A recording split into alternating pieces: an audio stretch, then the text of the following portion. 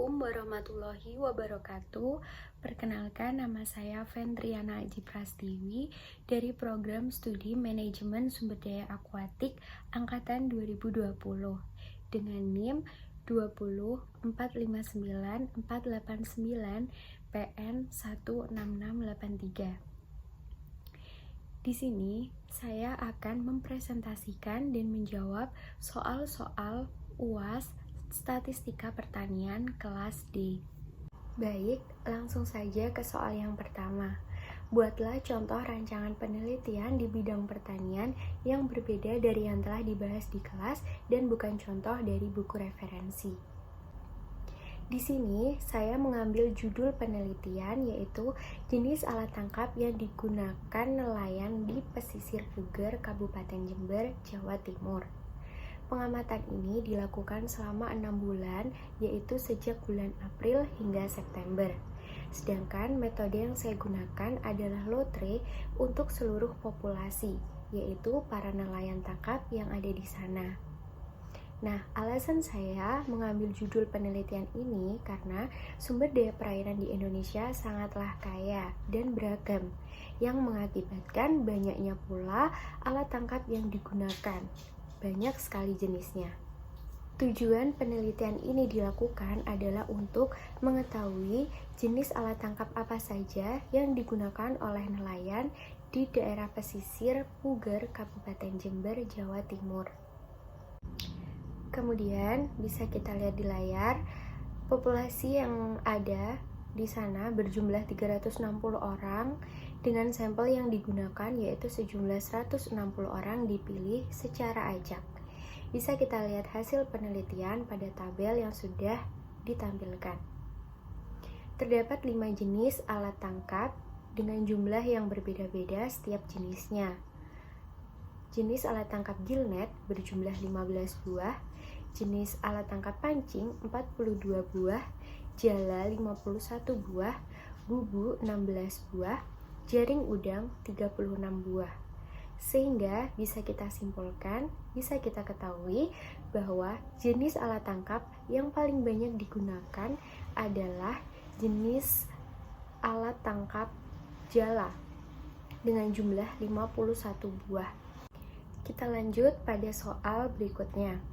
Jelaskan konsep margin of error dan apakah arti alfa sama dengan 5%. Margin of error menggambarkan jumlah kesalahan yang biasa terjadi pada pengambilan sampel dalam survei yang dilakukan oleh peneliti.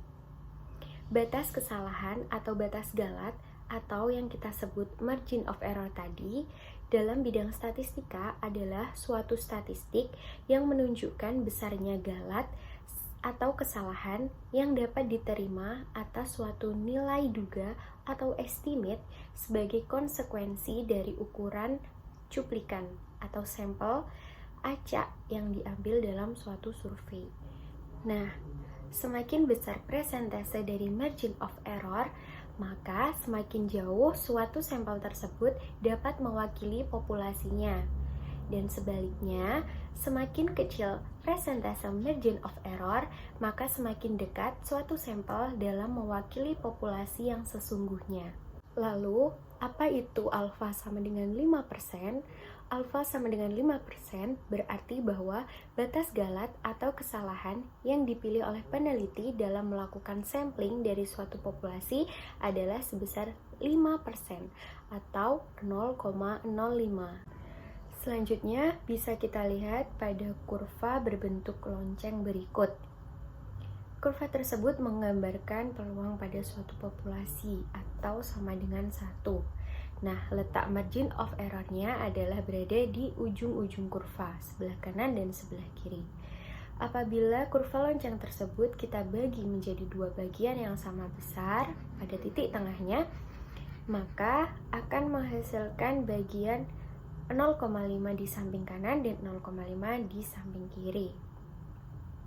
Kemudian, letak margin of error karena berada di ujung-ujung, karena ada dua ujung, yaitu ujung kanan dan ujung kiri, maka yang semula 0,05 kita bagi menjadi 2 yaitu 0,025 di ujung kanan dan 0,025 di ujung kiri. Selanjutnya bisa kita cari berapa besar daerah di luar margin of error. Nah, di situ karena sudah tadi kita bagi menjadi 2, maka tinggal kita kurangi saja. 0,5 dikurangi 0,025 sama dengan 0,475. Nilai tersebut bisa kita gunakan untuk mencari z-score dari alfa per 2. Langsung kita lihat di tabel saja. 0,475 apabila kita cocokkan di tabel, maka kita temukan pada baris 1,9 dan kolom 0,06. Maka besarnya z-score dari alfa per 2 adalah 1,9 ditambah 0,06 sama dengan 1,96. Kita lanjut pada soal yang ketiga. Berdasarkan rancangan penelitian di poin A, diambil alfa sama dengan 5%. Jika tidak diketahui jumlah anggota populasi, maka tentukan jumlah sampel yang diperlukan. Untuk menjawab soal tersebut, bisa kita gunakan rumus Cochrane. Kenapa kita menggunakan rumus tersebut? Karena kita tidak tahu jumlah anggota populasinya, namun kita disuruh untuk menentukan jumlah sampel yang diperlukan. Maka kita tahu rumusnya N sama dengan Z alfa per 2 kuadrat dikali P dikali Q per alfa kuadrat, di mana N adalah ukuran sampel, alfa adalah margin of error-nya, P adalah populasi, dan Q sama dengan 1 min P. Karena sudah diketahui semua, maka tinggal kita masukkan saja ke rumus.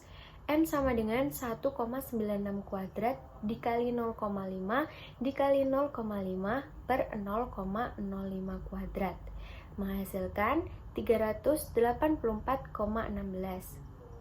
Atau kita bulatkan ke atas menjadi 385. Selanjutnya ke pertanyaan D.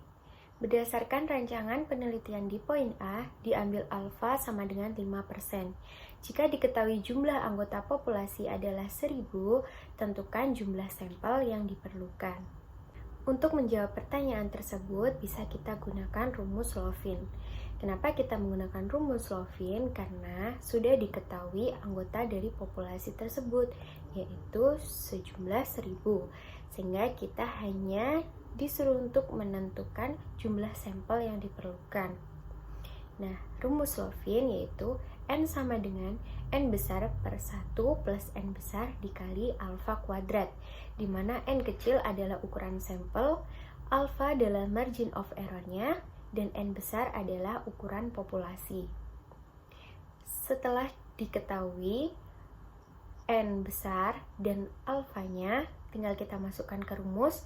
N sama dengan 1000 per 1 plus 1000 dikali 0,05 kuadrat, sama dengan 1000 per 1 plus 1000 dikali 0,0025, sama dengan 1000 per 1 plus 2,5 sama dengan 1000 per 3,5, sama dengan 285,71. Jika kita bulatkan ke atas, maka menghasilkan 286.